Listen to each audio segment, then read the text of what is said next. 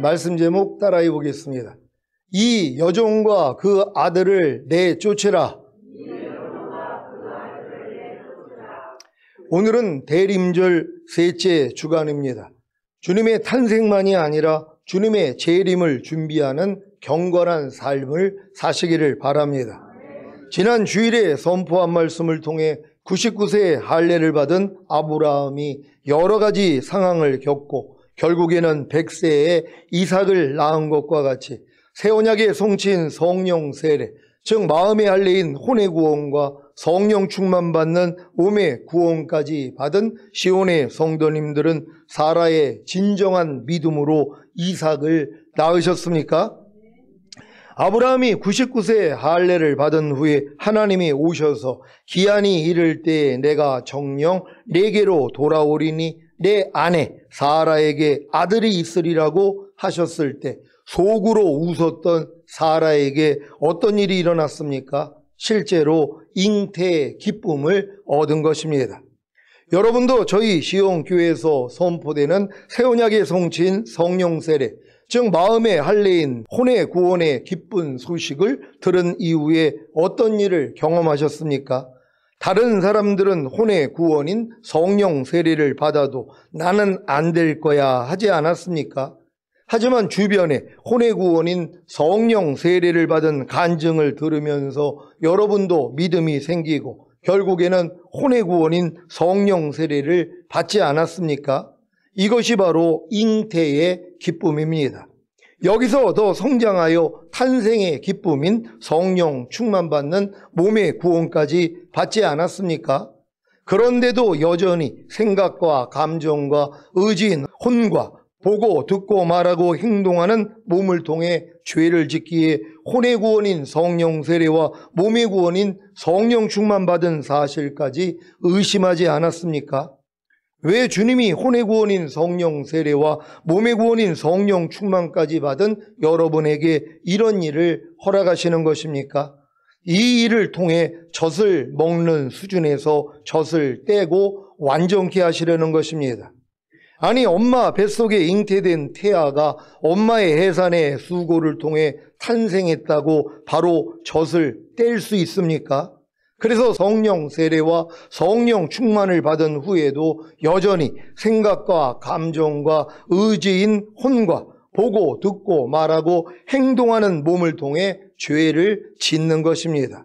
그러면 언제 이 일이 끝납니까? 여러분이 젖을 떼었을 때입니다. 그래서 여러분이 마음의 할례를 받은 이후에 감춰진 약점을 드러내신 것입니다. 여러분은 성령 세례와 성령 충만을 받은 후에 젖을 떼셨습니까? 그렇다면 생각과 감정과 의지인 혼과 보고 듣고 말하고 행동하는 몸을 통해 죄를 짓는 것이 힘들 것입니다. 아니, 어른이 되었는데 갓난아이가 먹는 젖을 먹으라면 먹겠습니까?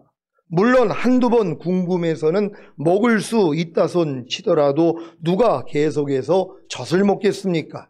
마찬가지로 여러분이 성령 세례와 성령 충만을 받은 후에 젖을 떼는 시기가 되면 자연스럽게 생각과 감정과 의지인 혼과 보고 듣고 말하고 행동하는 몸을 통해 죄를 짓는 것이 힘들어지는 것입니다. 아니, 여러분에게 누가 배설물인 똥을 먹으라고 하면 먹겠습니까? 만약에 먹는다고 하면 그 먹는 것이 얼마나 더럽고 괴롭고 수치스러운 일입니까? 여러분은 여러분이 성령 세례와 성령 충만을 받은 후에 생각과 감정과 의지인 혼과 보고 듣고 말하고 행동하는 몸을 통해 죄를 짓는 것이 아주 더럽고 괴롭고 수치스럽습니까? 아주 더럽고 괴롭고 수치스럽다면 젖을 뗄 때가 된 것이고 아주 더럽고 괴롭고 수치스럽지 않다면 아직 젖을 뗄 때가 안 된 것입니다. 왜 여러분이 성령 세례와 성령 충만을 받은 후인데도 생각과 감정과 의지인 혼과 보고 듣고 말하고 행동하는 몸을 통해 죄를 짓는 것이 아주 더럽고 괴롭고 수치스러운지 아니면 아주 더럽고 괴롭고 수치스럽지 않은지 이제 그 이유를 아시겠습니까? 여러분이 성령 세례와 성령 충만을 받은 후에 모든 일을 원망과 시비가 없이 하라는 말씀에 대해 생각과 감정과 의지인 혼과 보고 듣고 말하고 행동하는 몸을 통해 죄를 짓는 것이 아주 더럽고 괴롭고 수치스럽다면 여러분은 이삭과 같이 젖을 뗄 때가 된 것입니다. 하지만 여러분이 성령 세례와 성령 충만을 받은 후에 모든 일을 원망과 시비가 없이 하라는 말씀에 대해 생각과 감정과 의지인 혼과 보고 듣고 말하고 행동하는 몸을 통해 죄를 짓는 것이 아주 더럽고 괴롭고 수치스럽지 않다면 아직 여러분은 젖을 뗄 때가 되지 않은 것입니다. 지난 금요일에 제 어머님이 감기 몸살로 많이 아프셨습니다. 그래서 토요일 아침 일찍 병원에 모시고 가서 진찰을 받고 약을 타서 드시게 하고 점심에 집사람과 함께 어머님이 좋아하시는 추어탕을 함께 먹었습니다. 아직 기침을 하시는 어머님과 함께 식당에서 식사를 하면서 제 집사람이 임신한 얘라도 돌봐야 하기에 감기가 옮지 않으려고 아주 조심하면서 식사를 함께 했는데도 그날 저녁에 기침을 시작하더니 식사를 하지 못할 정도로 몸이 아픈 겁니다. 그래서 그 다음날 병원에 데리고 가서 주사를 맞고 약을 타서 먹었는데 이때 든 제 생각이 무엇인지 아십니까? 아니, 감기 몸살이 안 걸렸을 때도 자주 마스크를 쓰셨는데 어머님이 왜 저렇게 기침을 하면서도 마스크를 쓰지 않으셔서 남에게 감기를 옮기셨지 하는 원망과 시비였습니다. 이것을 저 혼자만 알고 기도하면 되는데 굳이 어머니한테 제 집사람이 감기 걸려서 고생한다는 말을 했고 어머님은 자기 때문에 감기 걸렸다고 하면서 매우 미안해하셨습니다. 미안해하시는 어머님과 대화를 하면서 괜히 이 말을 해서 어머님께 걱정을 끼쳐드린 것과 제 속이 참 좁고 모든 일을 원망과 시비하는 저를 보면서 얼마나 부끄러웠는지 모릅니다. 그렇게 여러분에게 모든 일을 원망과 시비가 없이 하라, 무슨 일을 하든지 죽기 하듯 하라라고 가르치면서도 막상 감기 걸려 기침하며 고생하는 제 아내를 보면서 죄를 짓는 제 모습을 보니 얼마나 더럽고 괴롭고 수치스러웠겠습니까? 최근에 그렇게 자기 감정에 따라 반응하지 말고 자기 기분에 따라 반응하지 말고 자기 느낌에 따라 반응하지 말고 어떤 상황에서도 먼저 주님을 바라보고 의지하고 부르라고 하면서도 정작 저는 넘어진 것입니다. 그래서 더욱 더럽고 괴롭고 수치스러운 것입니다. 사랑하는 시온의 성도 여러분, 참새 한 마리도 주님의 허락 없이는 떨어지지 않게 하신 주님이 왜 제게 이런 일을 허락하신 것입니까? 이 일을 통해 내조합일된 하나님의 모든 말씀과 즉 주님과 하나가 되어 살지 못하는 것을 더럽고 괴롭고 수치스럽게 여겨 제 안에서 쫓아내시려는 것입니다. 여러분도 내조합일된 하나님의 모든 말씀과 즉 주님과 하나가 되어 살지 못하는 것을 더럽고 괴롭고 수치스럽게 여겨 여러분 안에서 다 쫓아내고 계십니까? 그렇다면 사도 바울과 같은 경험을 하고 계신 것입니다. 이제 왜 사도 바울이 이 말씀을 했는지 이해가 되실 겁니다. 빌립보서 3장 7절로 9절입니다. 제가 먼저 읽습니다. 그러나 무엇이든지 내게 유익하던 것을 내가 그리스도를 위하여 다 해로 여길 뿐더러 또한 모든 것을 해로 여김은 내 주 그리스도 예수를 아는 지식이 가장 고상함을 인함이라. 내가 그를 위하여 모든 것을 잃어버리고 배설물로 여김은 그리스도를 얻고 다 같이 그 안에서 발견되려 함이니 내가 가진 의의는 율법에서 난 것이 아니요 오직 그리스도를 믿음으로 말미암은 것이니 곧 믿음으로 하나님께로서 난 의라. 아멘. 여러분은 사도 바울처럼 내 주 그리스도 예수를 아는 지식이 가장 고상함을 인하여 즉 내조합일된 하나님의 모든 말씀을 경험하는 것이 가장 품위가 있고 수준이 높음으로 인하여 내조합일된 하나님의 모든 말씀을 경험하기 위하여 모든 것을 잃어버리고 배설물로 여기고 계십니까?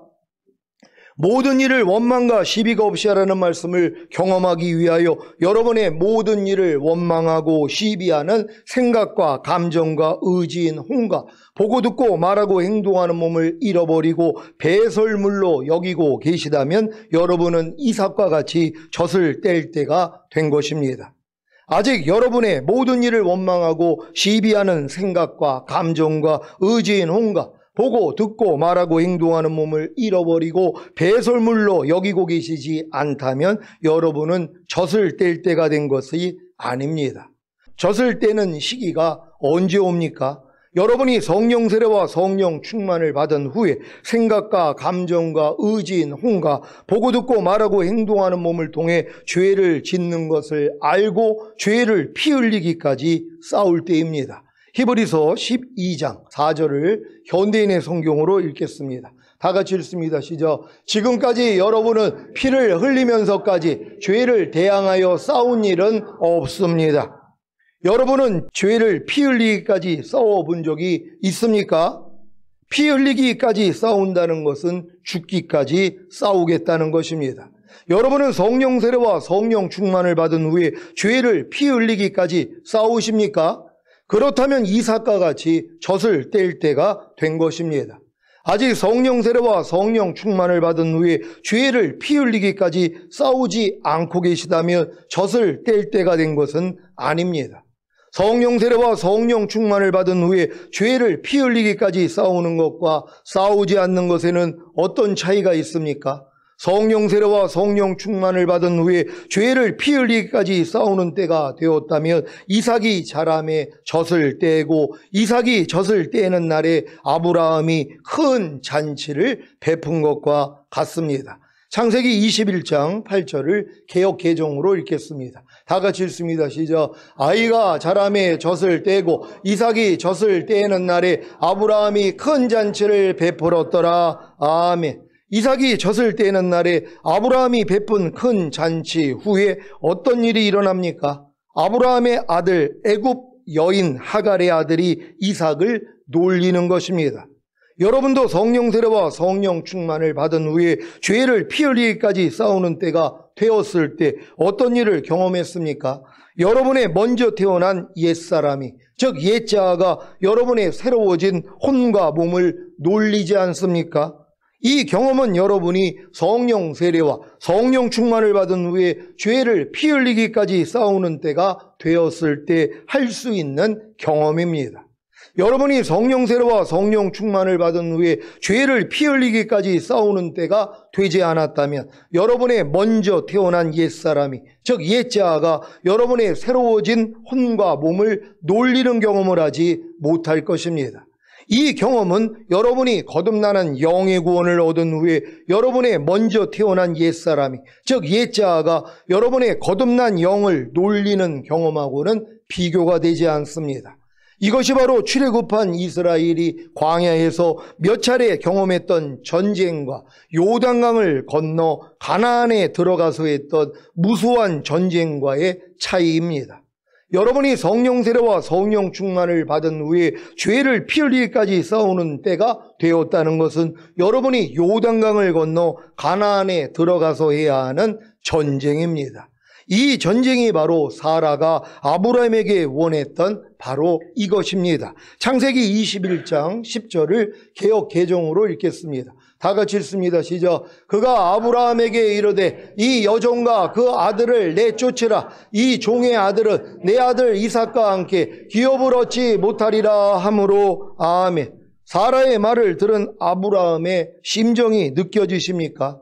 여종과 그 아들이 누구입니까? 하갈과 이스마엘입니다. 이스마엘은 아브라함이 할례를 받기 전에 사라의 말을 듣고 사라의 몸종 하갈을 취해 얻은 아들입니다. 그 아들을 하나님이 주신 약속의 씨인 줄 알았는데 하갈과 이스마엘을 내쫓는 것이 쉬운 일입니까? 그래서 아브라함이 그의 아들로 말미암아 그 일이 매우 근심이 된 것이고 그로 인해 하나님이 이 말씀을 하신 것입니다. 창세기 21장 11절로 13절을 개역 개정으로 읽겠습니다. 제가 먼저 읽습니다. 아브라함이 그의 아들로 말미암아 그 일이 매우 근심이 되었더니 하나님이 아브라함에게 이르시되 내 아이나 내 여종으로 말미암아 근심하지 말고 사라가 내게 이른 말을 다 들으라. 이삭에게서 나는 자라야 내 씨라 부를 것임이니라. 다 같이 그러나 여종의 아들도 내 씨니 내가 그로 한 민족을 이루게 하리라 하신지라. 아멘. 여러분은 성령 세례와 성령 충만을 받은 후에 하갈과 이스마엘을 내쫓고 계십니까? 하갈은 율법을 상징하고 이스마엘은 율법을 통해 나온 육체의 일들을 상징합니다. 그래서 육체의 일들을 행하는 자들은 하나님의 나라를 유업으로 얻지 못하는 것입니다. 즉 천년왕국에는 들어가지 못합니다. 여러분들이 지금 성령 세례 성령 충만 받고 전인 구원과 내주합일의 구원까지 얻어가지고 영화의 구원의 확신과 최종적인 구원의 확신을 가진 분들이 있단 말이에요. 근데 하나님이 남겨놓은 게 뭐예요? 육체의 일들이란 말이에요. 이 육체의 일을 행하는 사람은 하나님의 나라를 유업으로 얻지 못한단 말이에요. 그러니까 천국에 못 간다는 얘기가 아니라 천년왕국에는 못 들어간단 말이에요. 그러니까 여러분들이 내주합일의 구원까지 얻었어도 영화의 구원의 확신과 최종적인 구원의 확신을 가지고 있었어도 남겨놓고 있는 육체의 일들이 있단 말이에요. 이게 감춰진 약점 아닙니까? 이걸 하나님이 드러내시기를 시작한단 말이에요. 어느 때요? 젖을 뗄 때가 됐을 때요. 그러니까 젖을 떼기 전에는 이 일이 안 일어난단 말이에요. 그냥 기뻐하는 거예요. 내주합일까지 왔으니까. 영화의 구원의 확신, 최종적인 구원의 확신이 왔으니까 눈만 뜨면 마라나타인단 말이에요. 왜요? 나는 이 믿음이 됐으니까. 난 주님 오시면 첫 열매로 휴거될 수 있어요. 마라나타를 외친단 말이에요. 왜? 젖을 떼기 전이니까. 근데 젖 뗄 무렵에 어떤 일이 일어나요? 결국 뭐예요? 괴롭힘을 당한단 말이에요. 희롱을 당한단 말이에요.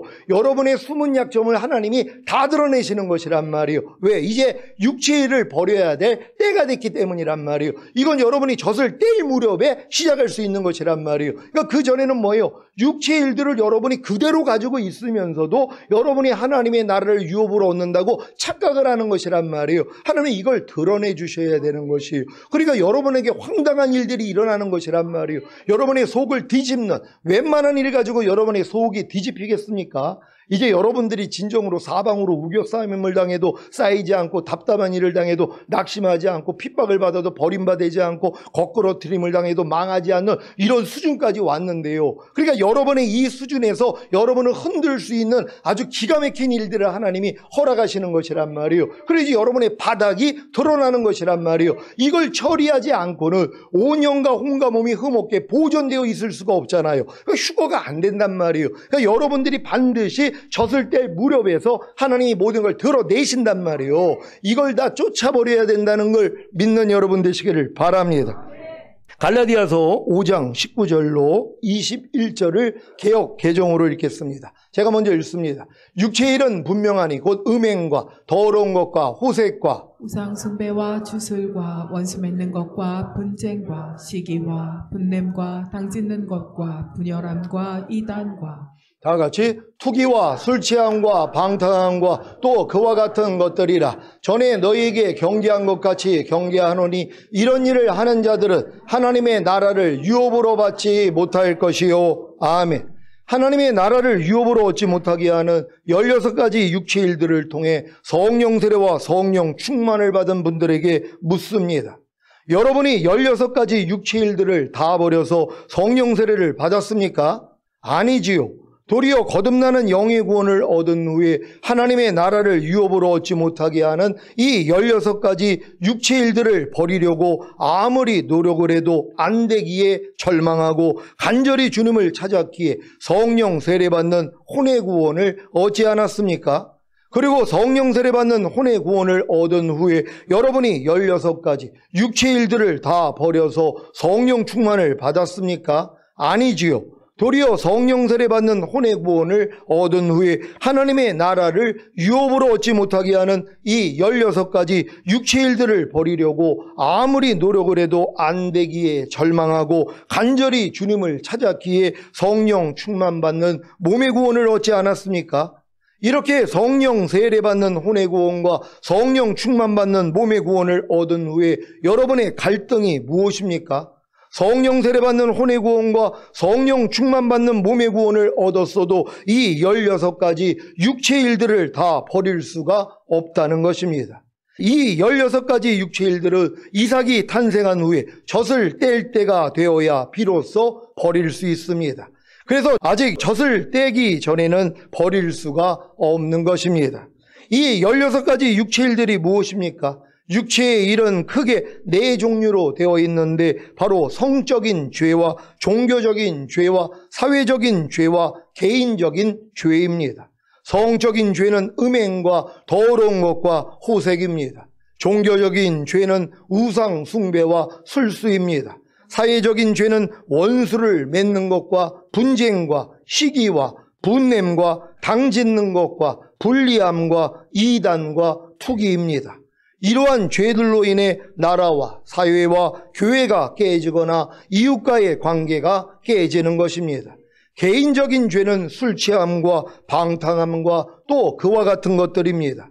이렇게 성령 세례와 성령 충만을 받은 후에 자신이 16가지 육체일들을 버리지 못하면 하나님의 나라를 유업으로 얻지 못한다는 사실을 알아야, 즉 천년왕국에는 들어가지 못한다는 사실을 알아야 비로소 이 16가지 육체일들을 다 쫓아낼 때가 된 것입니다.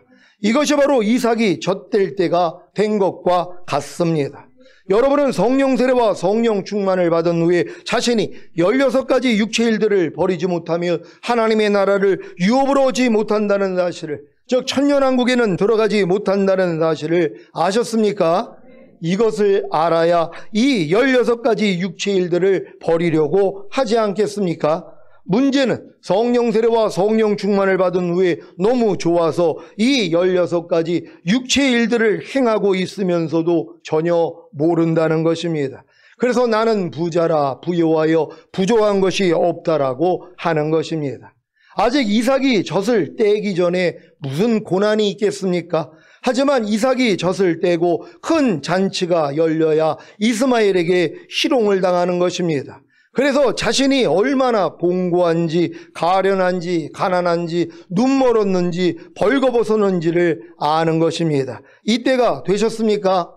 그러면 이 말씀이 이해가 되실 것입니다. 갈라디아서 4장 21절로 31절입니다. 제가 먼저 읽습니다.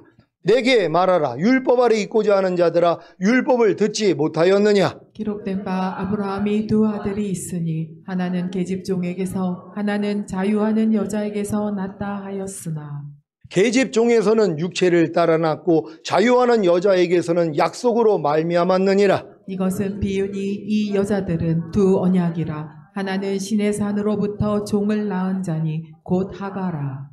이 하가는 아라비아에 있는 시내산으로 지금 있는 예루살렘과 같은 데니 저가 그 자녀들로 더불어 종노릇하고, 오직 위에 있는 예루살렘은 자유자니 곧 우리 어머니라.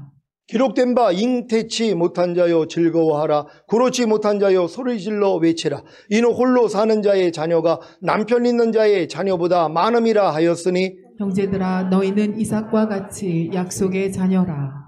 그러나 그때 육체를 따라 난 자가 성령을 따라 난 자를 핍박한 것과 같이 이제도 그러하도다. 그러나 성경이 무엇을 말하느뇨? 계집종과 그 아들을 내어 쫓으라. 계집종이 아들이 자유하는 여자의 아들로 더불어 유업을 얻지 못하리라 하였느니라. 다 같이 그런즉 형제들아 우리는 계집종의 자녀가 아니요 자유하는 여자의 자녀니라. 아멘. 사랑하는 지원의 성도 여러분, 여러분이 계집종의 자녀가 아니요 자유하는 여자의 자녀가 되었다면 여러분은 계집종과 그 아들을 내어 쫓아야 합니다.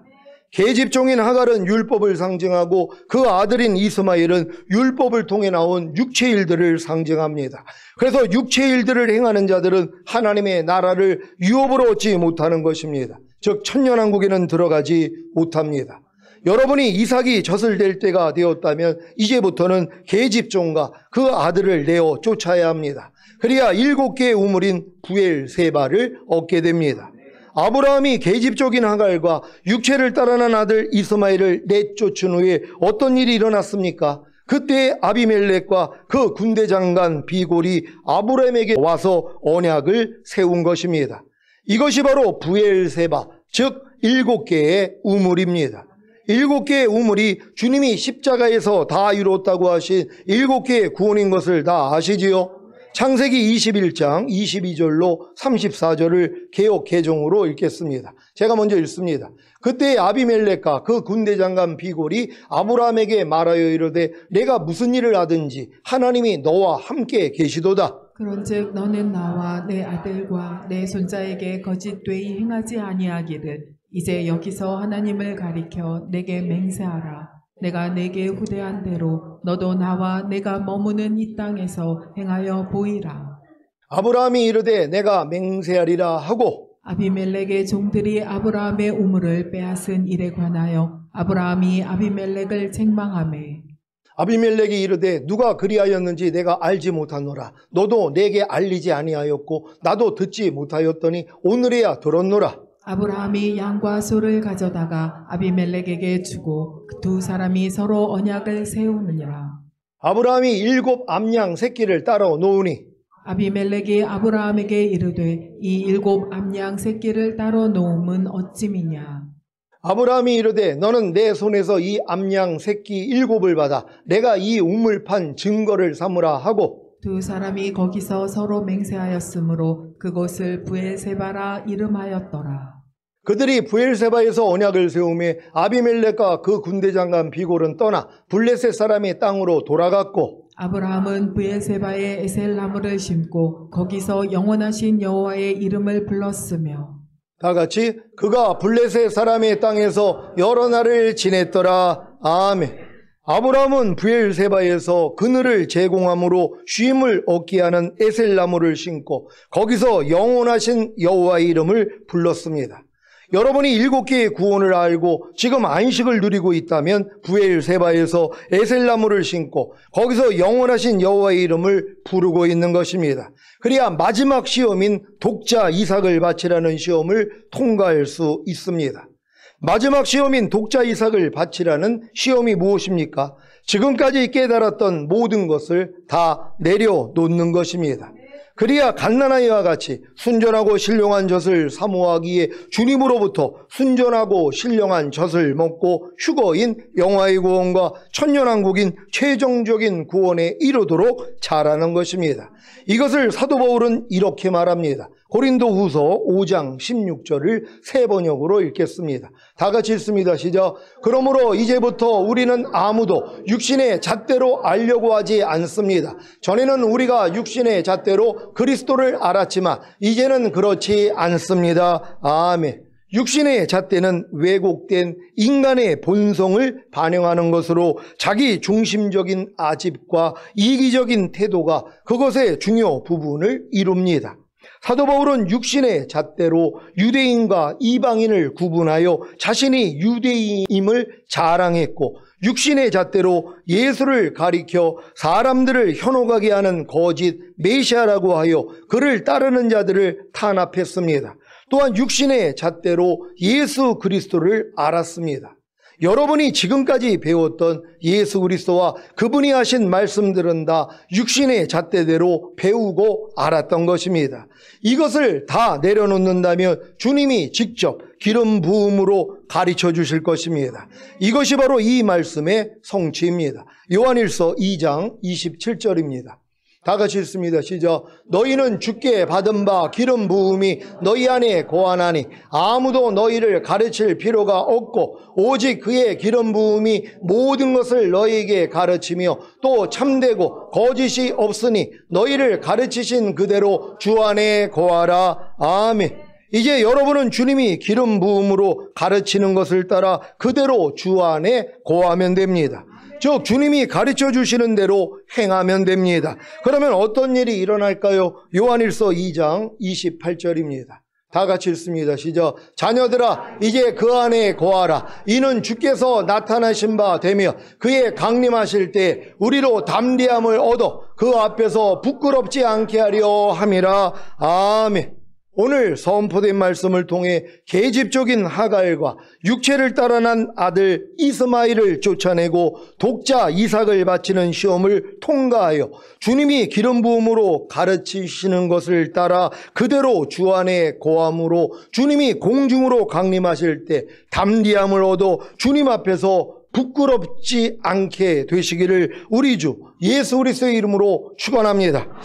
기도하겠습니다. 오늘 선포된 말씀을 통하여 믿음의 조상인 아브라함이 걸었던 길을 여러분들이 그대로 가는 것이란 말이에요. 그러니까 여러분들이 마음의 할례가 이루어졌다면 아브라함이 99세 때 할례 받은 거와 같단 말이에요. 그런 다음에 100세에 이삭이 낳잖아요. 그러니까 이삭을 낳은 다음에 이걸로 끝이 아니라 이삭이 젖될 무렵이 되니까 이제 희롱을 당한단 말이에요. 그랬더니 뭐예요? 그 여종과 그 아들을 쫓아내는 이 일이 일어나야 되는 것이란 말이에요. 그런 후에 이제 부엘세바에서 이 7개의 구원이 온전히 이루어지는 것이고 이제 그 나무를 심고서 그 안에서 여호와를 기념하는, 그리고 주님을 예비하는 이 경험을 해야 되는 것이란 말이에요. 그런 다음에 하나 남은 게 뭡니까? 마지막으로 독자 이삭을 바치라는 것이에요. 여러분이 지금 지식적으로 알았던 모든 것들을 하나님이 다 내려놓으면 이제 주님이 기름 부음을 통해서 이제 알려주시기를 시작하는 것이란 말이에요. 그래 이제 주님이 오실 때 여러분이 담대함을 얻고 그 나라에 들어가는 것이란 말이에요. 이 믿음까지 하나님이 우리 교회에게